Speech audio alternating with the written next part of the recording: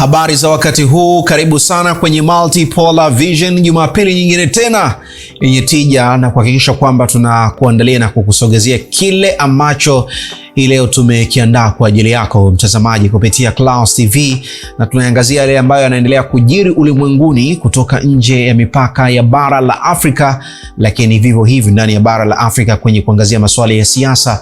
Lakini tuna nafasi pia ya kudadavua kwenye makala na uchambuzi kwa kile ambacho tunakitazama kwa upande wa pili wa shilingi kwa siku hii ya leo. Wakati hayo yote yanaendelea, ni kuambie tu wazi ya kwamba leo tuna mengi ya kukufahamisha. Mimi ni Ali Kashmiri, uniona hapo kuna jambo, na kama utafika utaniona. Endelea kusalia nasi papa hapa kupitia Clouds TV, na hii ni Multipolar Vision. Na hii leo kwenye masuala ya uchambuzi, kwenye kuliangazia hili kinaga ubaga, kile ambacho tunakiweka mezani ni kwa kile ambacho kimetokea katika taifa la Hungary, uchaguzi ambao umeibua hisia za watu wengi na kuleta mijadala na hata mataifa mengine kuona ya kwamba karata zao zimechangwa vibaya ama karata zao zimefanikiwa kwa namna ambavyo umemalizika na ushindi kupatikana.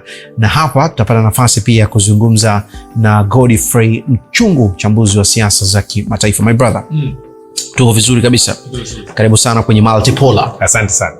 Yapo mengi ambayo tutaanza nayo, lakini kati ya hayo mengi kwa hivi sasa, hebu tuungane na Abel Mponela atupe simulizi ya matukio kadhaa kwa yale ambayo yamejiri, lakini Mashariki ya Kati ikichukua hatua ya mjadala mkubwa ulimwenguni, kushindikana kwa mazungumzo ambayo pengine yalionekana kuoleta suluhu moja kwa moja, na dunia kupata ahueni kwa kiasi fulani kwenye masuala ya uchumi na mengineyo ambayo tutayangalia, ikiwemo kule katika uchaguzi uliofanyika katika taifa la Hungary. Hii ni Multipolar Vision. Mimi ni Ali Kashmiri na hivi sasa naungana na Abel Mponela.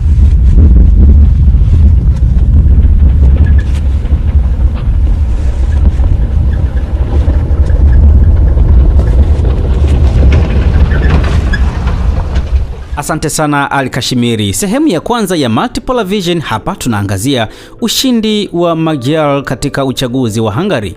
Huenda ukawa mgeuko wa Ulaya na muktadha mpya kwa vita vya Ukraine.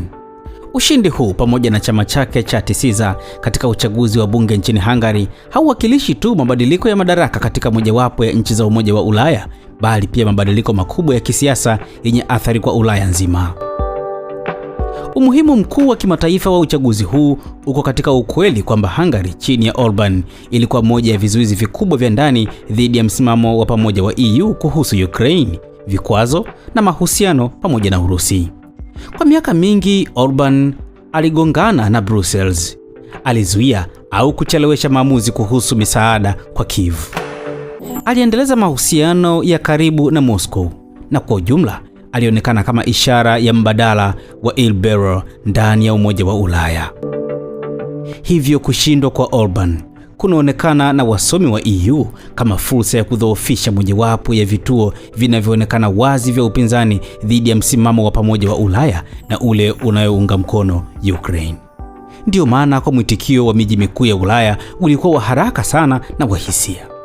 Rais wa Tume ya Ulaya Ursula von der Leyen aliita matokeo ya uchaguzi huo kuwa ni ushindi wa uhuru wa msingi huko Ujerumani, ikisema wazi kwamba sasa inatarajia maendeleo ya haraka kuhusu kifurushi cha msaada wa euro bilioni 90 kwa Ukraine ambacho kilikuwa kimekwama kutokana na msimamo wa Budapest.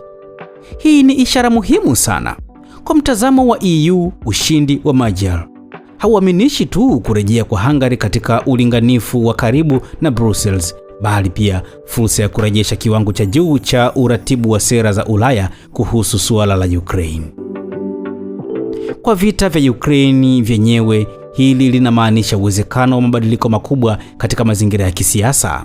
Vyombo vya habari vinaandika kwamba Magyar ana msimamo unaoiunga mkono zaidi Ulaya na Atlantiki kuliko Orban, na yuko tayari kwa msimamo wa kujenga zaidi katika mahusiano na EU pamoja na NATO. Hata hivyo, hauonekani kuwa mfuasi asiye na masharti wa kila ajenda ya Ukraine. Tayari ameweka wazi kwamba anaunga mkono kuboresha mahusiano na Kiev, lakini anaunganisha hili na suala la haki za wachache wa Kihungaria katika magharibi mwa Ukraine, na haungi mkono kujiunga kwa haraka bila mashariki kwa Ukraine katika EU. Kwa maneno mengine, hapa si kuhusu Hungary kuingia kikamilifu katika ajenda ya Kiev, bali mpito kuelekea mfano wa kivitendo zaidi. Aidha, Magyar ametangaza nia ya kuendeleza uhusiano na Urusi, hasa katika sekta ya nishati. Hata hivyo, ni wazi kwamba Brussels haina nia ya kufungua moja kwa moja fedha zilizozuiliwa kwa Hungary baada ya ushindi wa Magyar. Kwa mujibu wa taarifa za vyombo vya habari, EU inaamini serikali mpya italazimika kuthibitisha haraka kwamba iko tayari kwa mabadiliko ya kweli. Hili linahusisha ukaguzi wa rushwa na kupitia upya maamuzi ya enzi ya Orban yanayoonekana kukiuka sheria za EU, ikiwa ni pamoja na sheria za uhamiaji na namna ya kushughulikia waomba hifadhi. Kwa maneno mengine, ushindi wa Magyar haumaanishi moja kwa moja nafuu ya kifedha. EU inaona kufunguliwa kwa mabilioni hayo kama chombo cha shinikizo, na itadai kutoka kwa waziri mkuu mpya si tu maneno ya kuunga mkono Ulaya, bali hatua za haraka za vitendo katika masuala nyeti kwa Brussels, ikiwa ni pamoja na Ukraine. Hapa Magyar anakabiliwa na uchaguzi mgumu: kukubali kupunguza sehemu ya uhuru wa nchi kwa warasimu wa Brussels, jambo litakalopingwa na wapiga kura wake, ama kudumisha msimamo wa kati wa kusawazisha kati ya mashariki na magharibi, jambo linalokaribisha zaidi na msimamo wa Orban. Tukiachana na huko sasa, hebu tutazame sasa usitishaji vita wa Pasaka huko nchini Ukraine.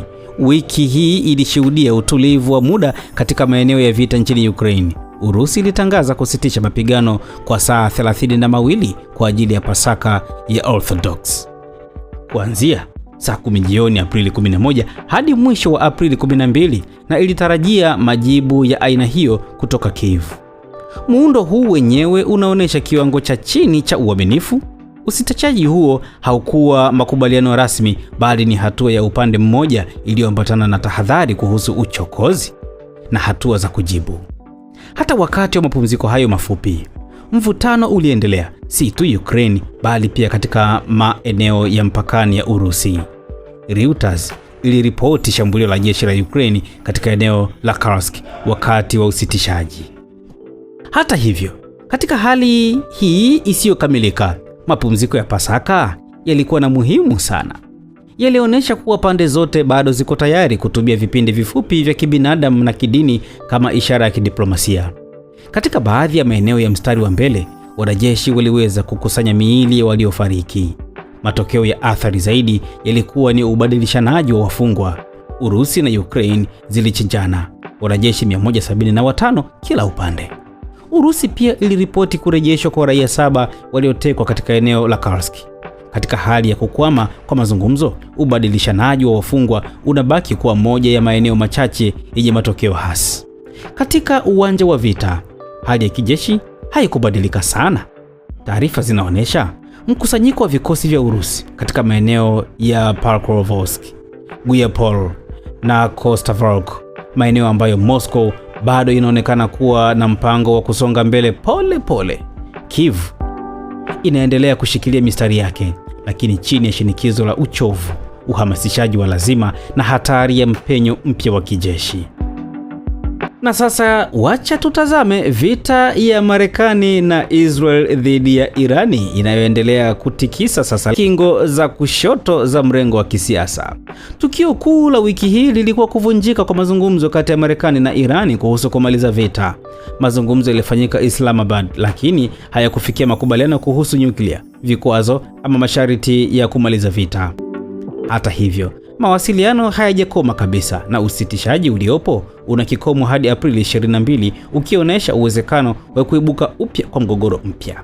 Hatua muhimu zaidi ilikuwa uamuzi wa Marekani Aprili 13 kuweka mzingiro wa kijeshi wa majini dhidi ya bandari za Irani ili kuzuia usafirishaji wa meli katika Ghuba ya Uajemi, Ghuba ya Oman na Bahari ya Arabia. Hii inaleta mzozo katika kiwango kipya, kutoka mashambulizi hadi jaribio la kudhoofisha uchumi wa Irani, hasa mauzo ya mafuta. Mazingira ya mzingiro yanaonyesha kuongezeka kwa mvutano. Meli zinaweza kuzuiwa ama kukamatwa bila ruhusa. Hata kama Marekani inasema haitazuia safari kwenda bandari zisizo za Irani kupitia Hormuz, hali hii inaongeza hatari kwa soko la kimataifa. Kwa upande wa uchumi, bei ya mafuta ilipanda hadi karibu dola 150 kwa pipa na Brent kupita dola 100. Ulaya na Asia zilianza kutafuta vyanzo mbadala, hali inayobadilisha muundo wa usambazaji wa nishati duniani. Aidha, OPEC ilipunguza matarajio ya mahitaji ya mafuta kutokana na vita, ishara kuwa mgogoro unaathiri uchumi wa dunia kwa ujumla. Washirika wa Marekani pia wanaonyesha kusita kuunga mkono hatua hizi kikamilifu, wakihofia kuingia katika vita visivyoeleweka mipaka yake. Wakati huo huo, Israel yenyewe iliongeza mashambulizi katika mpaka wa Lebanon, kuonesha kuenea kwa vita katika maeneo mapya. Kwa ujumla, vita vinaingia hatua hatari zaidi, kutoka mashambulizi hadi mbinu ya kudhoofisha kiuchumi na kijeshi. Na sasa mwishoni hapa tutazame BRICS na usalama wa chakula. Vita vinavyoathiri sio mafuta tu, bali pia chakula na madini muhimu. Hadi kufikia katikati ya Aprili, inaonekana wazi kwamba vita vinaathiri si tu masoko ya nishati, bali pia mifumo ya chakula na malighafi duniani. Urusi imeanza kupendekeza akiba ya pamoja ya chakula na BRICS, ikihusisha moja kwa moja na hatari za usalama wa chakula duniani. Mzozo wa Hormuz unatishia usambazaji wa mbolea ambao ni muhimu kwa nusu ya mfumo wa chakula duniani. Urusi inaliona hili kama fursa ya kupanua ushawishi wake katika usambazaji wa chakula duniani. Wakati huo huo, Umoja wa Mataifa unaendesha mazungumzo ya dharura kuhakikisha mbolea inapita salama Hormuz. FAO inaonyesha kuwa mgogoro wa muda mrefu unaweza kusababisha janga la chakula duniani. Zaidi ya hayo, hata sekta ya uchumi wa kijamii imeathirika. Nchini DRC Congo, uzalishaji wa shaba na cobalt umepungua sana kutokana na uhaba wa kemikali muhimu. Hii inaathiri zaidi uzalishaji wa betri, magari ya umeme na mabadiliko ya nishati duniani. Kwa hiyo, vita hivi sasa vinaathiri mifumo miwili muhimu kwa pamoja: usalama wa chakula na usambazaji wa madini muhimu. Hormuz imekuwa kitovu cha hatari ya kimataifa, ikionyesha jinsi eneo moja linaweza kuathiri uchumi wa dunia nzima. Hii ni Multipolar Vision. Mimi ni Abel Mponela. Bye kwa sasa. Asante sana Abel Mponela kwa kile ambacho umeweza kutusimulia kupitia makala, kwa yale matukio ambayo yamejiri, kubwa zaidi yakijadiliwa zaidi pia uchaguzi wa taifa la Hungary. Na hivi sasa pia naungana na Godfrey Mchungu. Yapo mengi ambayo tunatamani kuyafahamu, lakini kubwa zaidi ni ushindi wa Bwana Peter Magyar dhidi ya chama chake cha TESEZA. Natamani kufahamu unakisi ule mustakabali wa nguvu katika Umoja wa Ulaya baada ya ushindi waziri mkuu huyu mpya wa taifa la Hungary. Yes, kwanza ni kwamba kuna vitu vingi sana vya kufahamu katika uchaguzi wa Hungary. Na kwa nini umekuwa uchaguzi muhimu sana ambao tumekaa tunaujadili. Moja ni kwamba cha kwanza ni uchaguzi ambao unamhusisha kuondoka kwa waziri mkuu ambaye amekaa muda mrefu, tunazungumzia Viktor Orban, kiongozi ambaye ameingia mamlakani tangu mwaka 2010. Maana ni kwamba ameweza kuongoza takriban miaka 16. Lakini la pili ni kwamba ni uchaguzi ambao kimsingi ukiutazama ulimpeleka JD Vance, makamu wa rais wa Marekani, kwenda kumuunga mkono Viktor Orban. Unafahamu kwamba Viktor Orban kifalsafa anaendana na Rais Trump. Ni kiongozi ambaye anatajwa kwamba ni kiongozi cha kwanza, ni muafidhina, lakini amekuwa kiongoza sera za mlengo wa kulia. Lakini la pili ni kwamba Viktor Orban ni kiongozi ambaye anatajwa aliweza sana kukandamiza mifumo ya kisiasa, mifumo ya uhuru, kwa mfano vyombo vya habari. Lakini zaidi sana ni kiongozi ambaye anatajwa kwamba alikuwa na ushirikiano na nchi kwa mfano ya Urusi, Vladimir Putin. Lakini zaidi sana kiongozi ambaye ukimtazama alikuwa amekuwa tunasema ni mkosoaji wa sera za Ulaya, lakini zaidi sana mkosoaji wa sera za Ulaya na NATO dhidi ya vita ya Urusi na Ukraine. Na ukitazama matokeo, Peter Magyar ukimtazama amepata zaidi ya viti 138 kati ya viti 196. Maana ni kwamba ameweza kupata zaidi ya 2/3 ya viti vyote vya ubunge. Maana ni kwamba sasa anaenda kuunda serikali. Maana hii ni kwamba sasa inaenda kuhitimisha takriban miaka 16 ya uongozi wa Viktor Orban, lakini zaidi sana sasa inaenda kupelekea Hungary kuja na mtindo wa reform, mageuzi ya kisera, mageuzi ya kisiasa, hata mageuzi ya kiuchumi. Kipindi cha utawala wa Viktor Orban utaona kabisa kwamba alikuwa kama amezeka kushoto sera za mambo ya nje zikiongozwa nchi za Ulaya, zaidi sana amekuwa akiwa anaongoza sera za utaifa. Na hali ni kwamba ukitazama siasa za Ulaya tangu kuanzia mwaka 2022 mpaka mwaka 2024 mpaka sasa hivi ni kwamba Ulaya imeongozwa sana viongozi ambao tunasema ni waafidhina. Kwa mfano ukienda kule Ujerumani kuna Friedrich Merz, kiongozi kimtazamo mwafidhina. Ukienda kwa mfano Marekani kuna akarudi Trump mwaka 2024, kiongozi ambao kimtazama ambaye kiongoza sera za utaifa. Ukienda Uingereza kwa mfano chama cha Labour, Keir Starmer kiweza kurudi mamlakani. Maana ni kwamba sasa Ulaya iliingia kwenye kuongozwa sera za utaifa. Na kwa watu ambao wanafuatia siasa za Ulaya, kuna kiongozi ambaye pale Uingereza anaitwa Nigel Farage, anaongoza chama cha Reform. Unayo kimtazama alikuwa naye anataka nchi za Ulaya ziweze kusadifu sera za utaifa, sera za uzawa na kuweza kuondokana na sera kwa mfano za uhamiaji na kuwapa watu uhuru. Kwa hiyo kuondoka kwa Viktor Orban vile vile ni maswali namna gani marafiki zake kwa mfano kina Trump, JD Vance walikuwa na muunga mkono, na hata wananchi wa Hungary wakaamua kupiga kura kwamba kuto kusupport viongozi ambao wanaonekana kama wanaendeleza siasa za ubabe au siasa za utaifa. Kwa tafsiri hiko ambacho amekizungumza Godfrey, kuondoka kwa Viktor Orban kwenye uchaguzi huu baada ya kuwepo madarakani miaka 16, kuna tafsiri gani hasa kule Umoja wa Ulaya ama EU?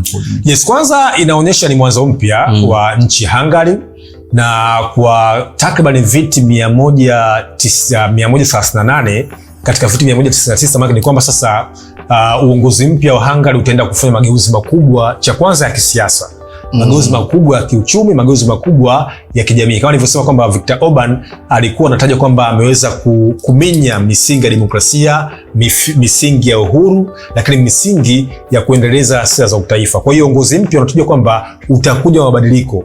Kwanza kuweza kuimarisha ushirikiano wa Hungary na nchi za Ulaya.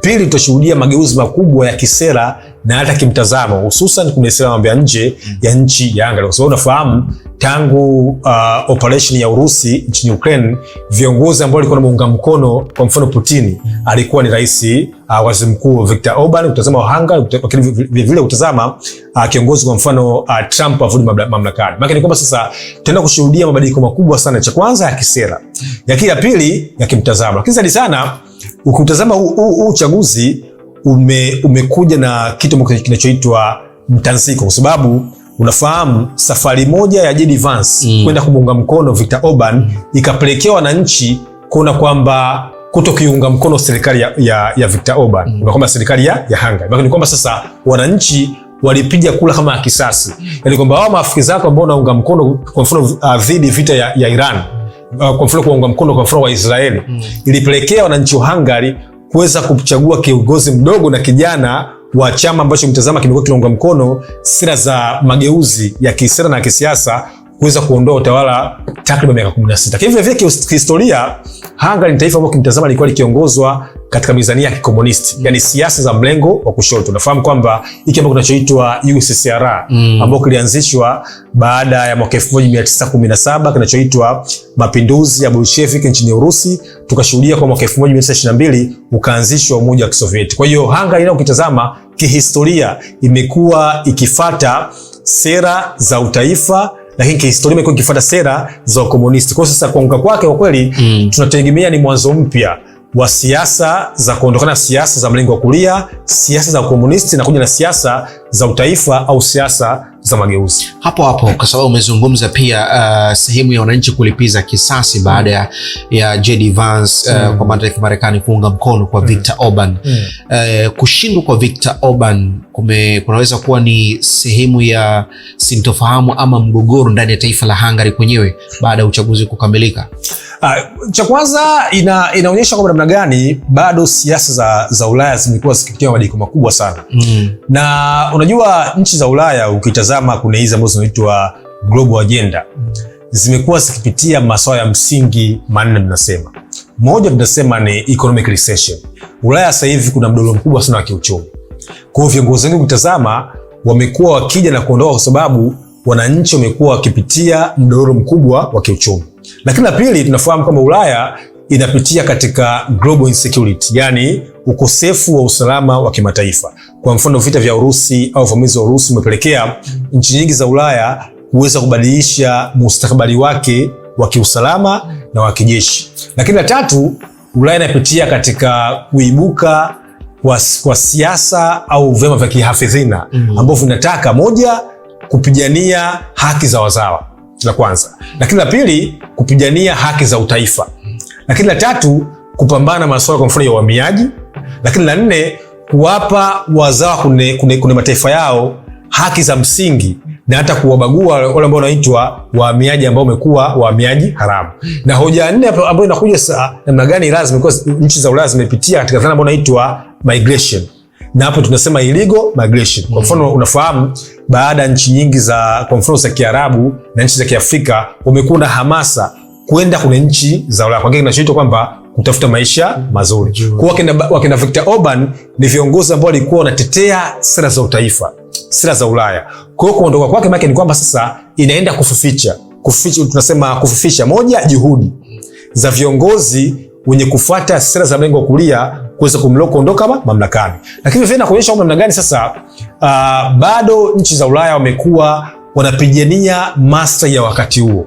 Kwa mfano leo ukitazama nchi nyingi au viongozi wengi nchi za Ulaya ambao ukiotazama kama wamekuwa akiunga mkono kwa mfano sera za ubabe, kwa mfano ambazo anazoongoza Rais Trump, wamekuwa waungi mkono. Na hiyo itakuonyesha kwa mfano, tazama kinachoendelea kwa mfano hii katika nchi kwa mfano ya Uingereza.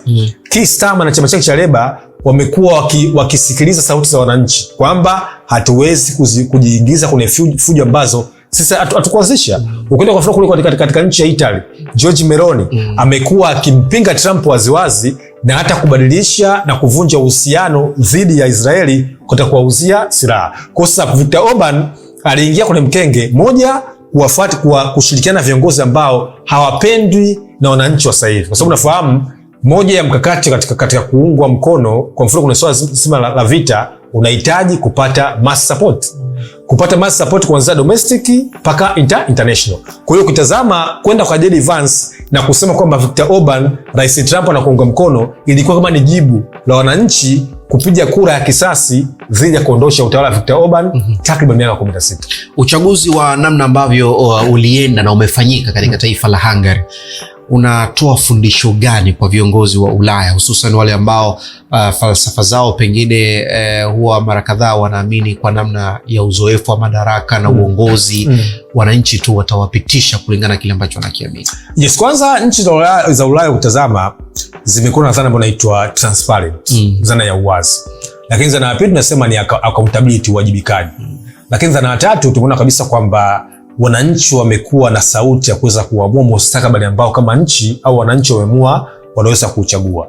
Na utazama kwa mfano utawala wa Viktor Orban ulikuwa unatajwa kwa mfano masuala kwa mfano ya rushwa, kwa mfano masuala kwa mfano ya kuminya uhuru, kwa mfano masuala kwa mfano ya kuweza kuyasapoti makundi ambayo yanaitwa au viongozi ambao wanaitwa kama viongozi ambao wakidikteta. Kwa mfano ukitazama utawala wake unajua kwamba amekuwa na urafiki mkubwa na Rais Trump, Rais Putin, kwa mfano wakina Lukashenko kule Belarusi. Kwa hiyo ni kiongozi ambao kimtazama wananchi wamekuja na master ya sasa.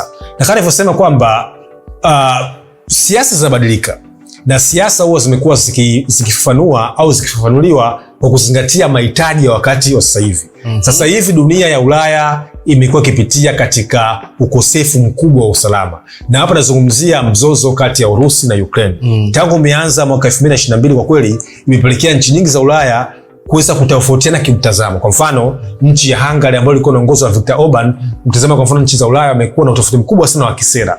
Nchi za Ulaya wamekuwa wakisema wazi lazima tuweze kuisupport Ukraine dhidi ya uvamizi au dhidi ya uvunjaji wa sheria za kimataifa na Rais Putin. Lakini Orban ukimtazama alikuwa na urafiki mkubwa na Putin na kusema kwamba lazima masuala ya kihistoria, namaanisha kwamba haya maeneo kwa mfano ya Luhansk, Donbas, Crimea, utazama Zaporizhia, kwamba ni lazima Ulaya kubali kwamba ni maslahi ya msingi ya nchi ya Urusi. Kwa hiyo kulikuwa kuna huo utofauti mkubwa wa kimtazamo miongoni wa viongozi wa Ulaya na viongozi wakiongozwa na Viktor Orban. Kwa hiyo sasa kuondoka kwake vile kuonyesha namna gani sauti za wananchi zimesikika, kwanza kuweza kuzingatia maslahi ya wakati wa sasa hivi. Lakini la pili kuweza kuangalia mtazamo wa dunia. Je, dunia sasa hivi inahitaji vitu gani? Kwa hiyo kwa kweli ni fundisho kubwa sana la wanasiasa. Cha kwanza kuweza kutambua mahitaji ya wakati wa sasa hivi. Tupo kwenye kipindi gani? Kina maslahi gani? Nafasi ipi na mahitaji ya wananchi? Hapo kwenye swala ya vita ya Urusi na Ukraine. tunaweza kusema ushindi wa Magyar unaweza ukautazama vipi kwenye vita vya Ukraine na namna sera zake na msimamo wake ambavyo unauona baada ya kupata nafasi ya kuliongoza taifa la Hungary? Kwanza ukitazama chama cha TISEZA kifalsafa ni chama ambacho kilikuwa kikiongoza, kinaamini kuna sera za katikati kuelekea katika mlengo wa kushoto. Maana yao tunasema ni waliberali. Na waliberali ni viongozi ambao wana siasa ambao wamekuwa wakiamini katika uhuru kwa watu, waamini katika uhuru wa mataifa na kuweza kuheshimu na kulinda misingi ya kibinadamu.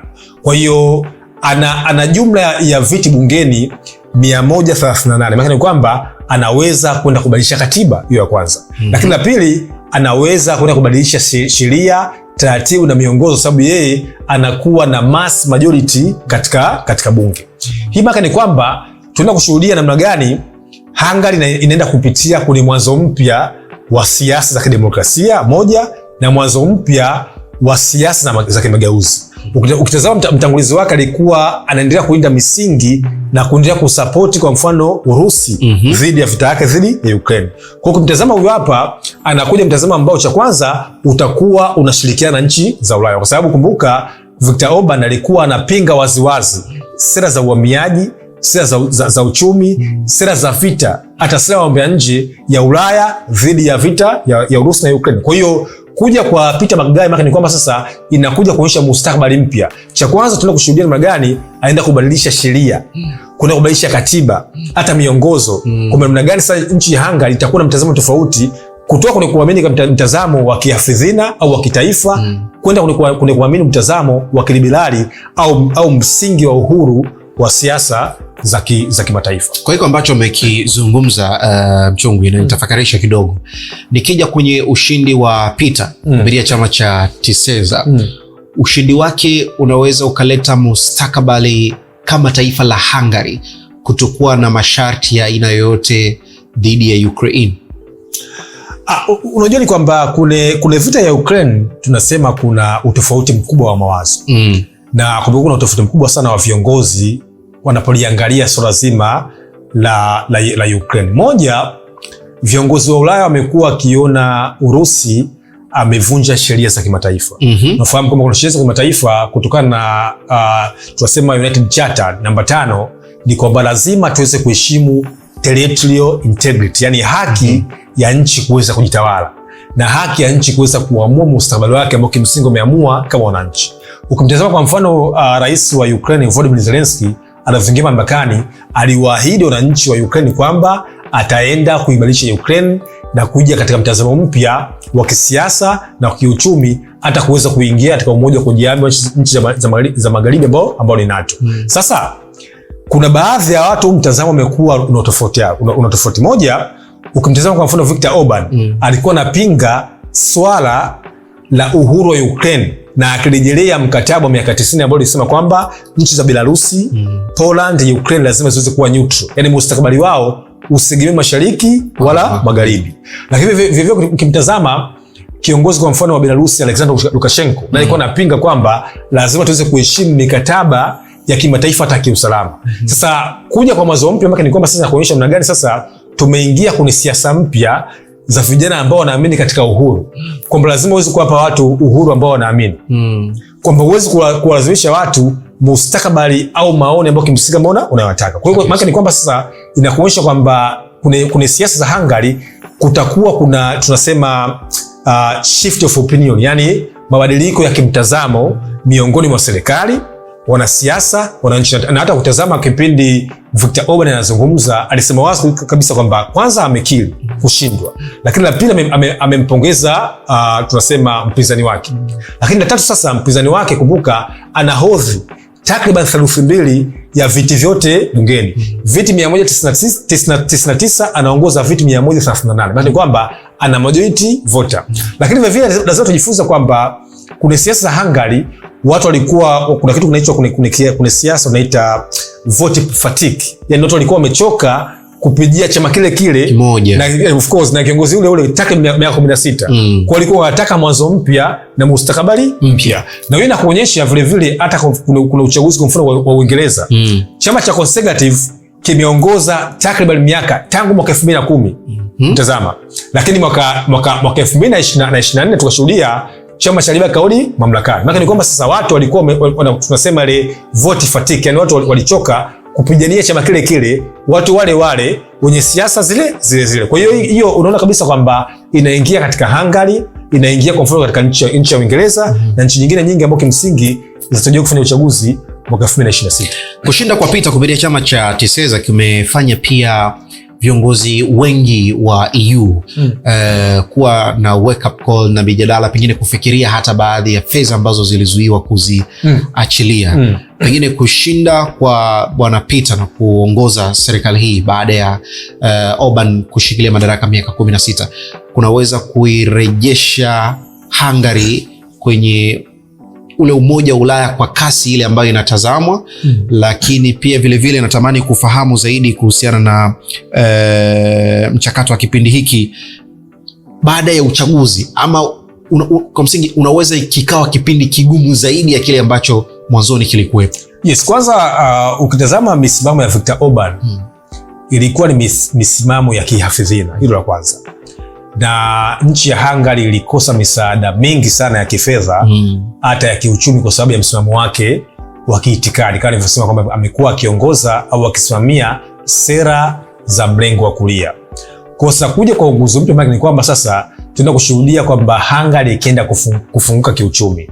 Na hiyo ndio imekuwa sababu ya wananchi wengi Hungary kuweza kumpigia kura Peter Buttigieg kutazama, kwa sababu alisema kwamba cha kwanza lazima tuweze kurudisha ushirikiano wa kidiplomasia na kiuchumi dhidi ya nchi za Ulaya. Na mwenyewe kuna sema wazi kabisa kwamba Hungary hatuwezi kufanikiwa peke yetu. Tunawahitaji wenzetu ambao wapo katika Umoja wa Ulaya kuweza kujenga mustakabali mwema katika umoja wetu katika nchi ya Hungary. Lakini unafahamu kwamba vile nchi nyingi za Ulaya kiwemo Hungary zilikuwa zikipitia katika recession, katika mdororo wa kiuchumi. Na sera za Viktor Orban zilikuwa zinaenda kuminya au ukosefu wa msaada wa kimataifa kutoka nchi za Ulaya. Na unapokuwa katika Umoja wa Ulaya, maana yake ni kwamba unakuwa unapata cha kwanza faida za kiuchumi, kupata misaada. Unafahamu kabisa kwamba Ulaya ni mojawapo ya block kubwa duniani ambayo imekuwa ikisaidia kuweza kusaidia nchi wanachama kiuchumi, kisiasa, hata kijeshi. Kwa mfano, mwaka 2025 nchi za Ulaya zimeweza kuraise takriban euro 800 katika swala zima la bajeti ya kivita, kwamba zitaka nchi za Ulaya cha kwanza ziweze kuongeza bajeti ya ulinzi kuna nchi zetu. Wakaweza kupitisha zaidi ya euro trilioni 3 ili kuhakikisha kwamba tuweze kuhakikisha kwamba nchi za Ulaya zinaweza kufaidika kiuchumi na kiuwekezaji katika umoja wa Ulaya. Kwa sababu vile umekuwa kuna hizo free movement of people, kufanya biashara, vitu kama hivyo. Kwa sasa Viktor Orban sera zake zilikuwa zinaenda kukiuka na kupelekea ukosefu wa hizi fursa za nchi za Ulaya. Kwa hiyo ujio wa Peter Buttigieg ni kwamba sasa inakuja kuichukua Hungary, kurudisha moja, kupata faida za kiuchumi. Lakini la pili, kuirudisha Hungary kwenye umoja wa Ulaya kuja kusapoti sera za vita, sera za mambo ya nje, diplomasia, uwekezaji, na kuachana na sera za mrengo wa kulia na sera za utaifa na kuja na sera za uliberali, kwa sababu vile vile sasa tufahamu kwamba nchi za Ulaya zimekuwa zikiongozwa nyingi na vyama vya uliberali, ukiacha vya mrengo wa kulia.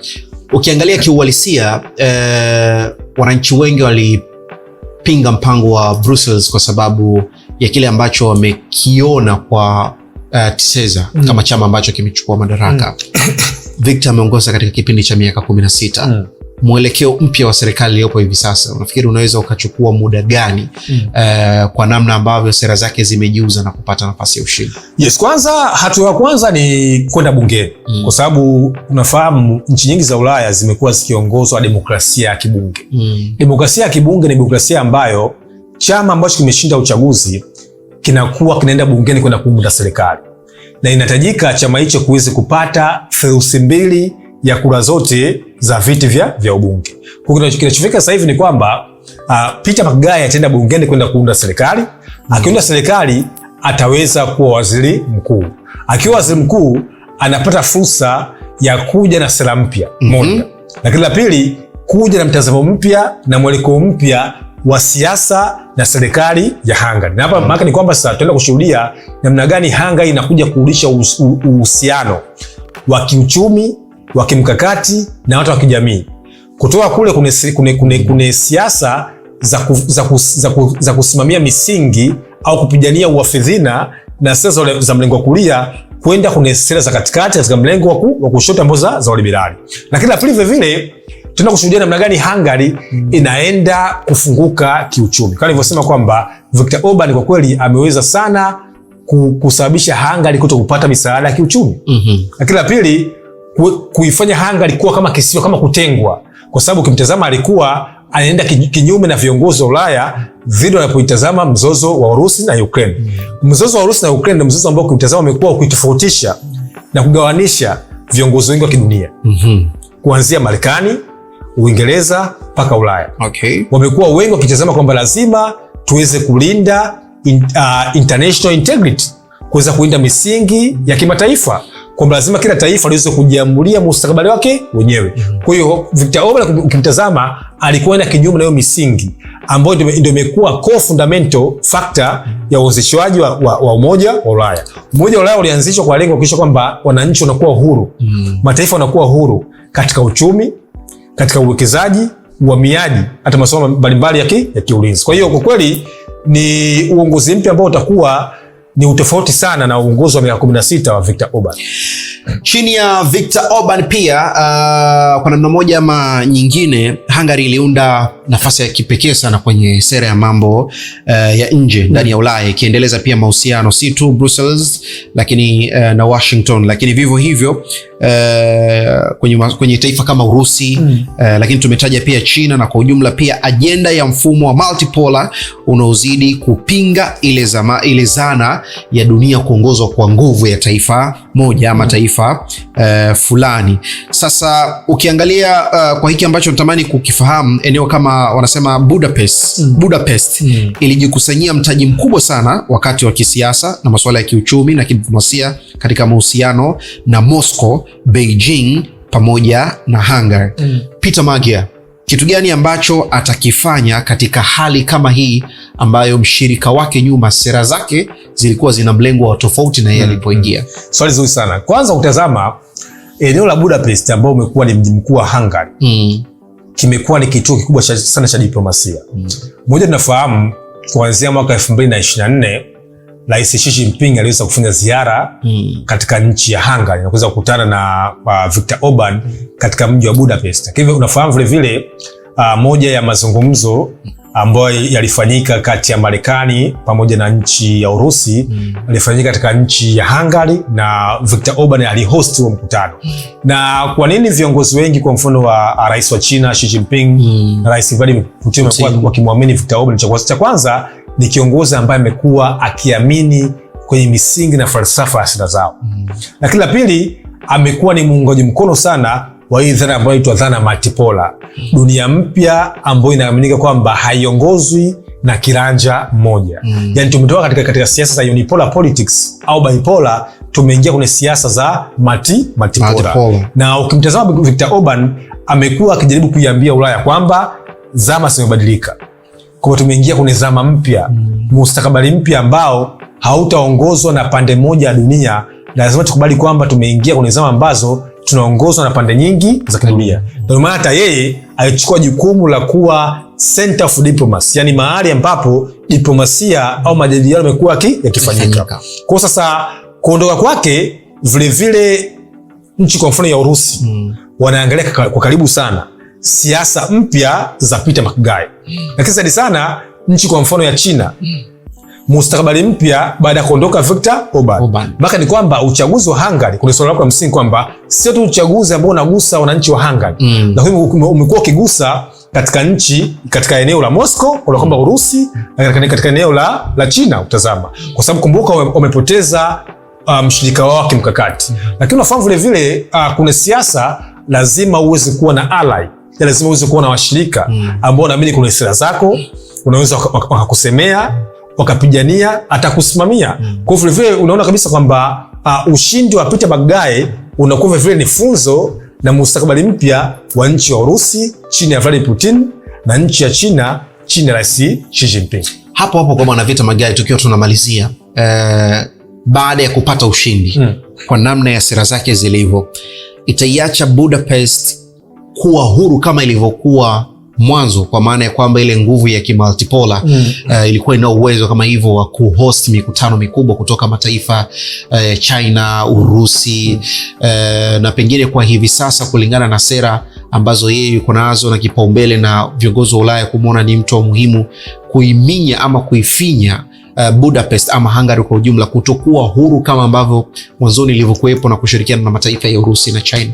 Yes, kwanza kutakuwa kuna mabadiliko makubwa sana ya kisera na katika hili maana ni kwamba sasa washirika wa Viktor Orban wanaenda kupata mtu ambaye haamini kwenye misimamo yao.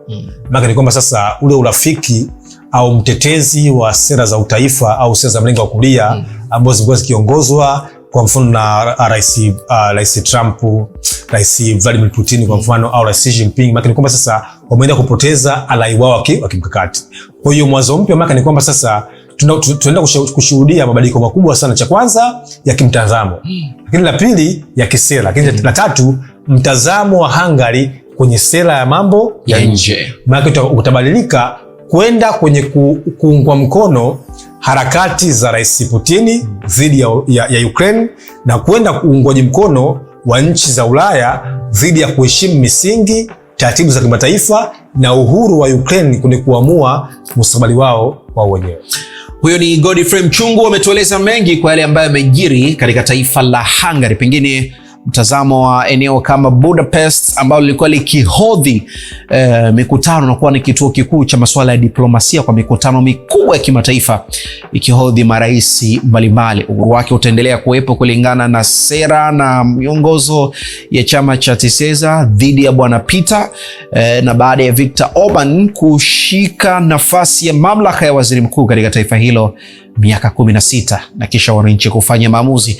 Hayo yote ni maswali ambayo mwisho wa siku sehemu ya sera na miongozo baada ya kuingia bungeni kuapa na kutekeleza ajenda zake za msingi ndizo ambazo zitajibu maswali hayo. Bwana Mchungu, nikushukuru sana kwa wakati wako, lakini pia nikushukuru Bwana Central Amini Mklauzani ambaye unafuatilia Multipolar Vision kupitia Clouds TV. Umekuwa ni wakati mzuri sana wa kuwa nawe kutoka mwanzo mpaka hapa, na umekuwa pia ni wakati wenye tija sababu Abel Mponela alitupitisha pia kwenye makala kwa yale ambayo yamejiri ulimwenguni kote kutoka barani Afrika na nje ya mipaka ya bara la Afrika. Kwa niaba ya timu nzima tunaweka nukta Jumapili ya leo. Mimi ni Ali Kashmiri, nikutakia usiku mwema, lakini endelee kusihi hapa Clouds TV. Tutakutana tena Jumapili ijayo kwa ajili ya mengi mazuri kutoka kwenye Multipolar Vision.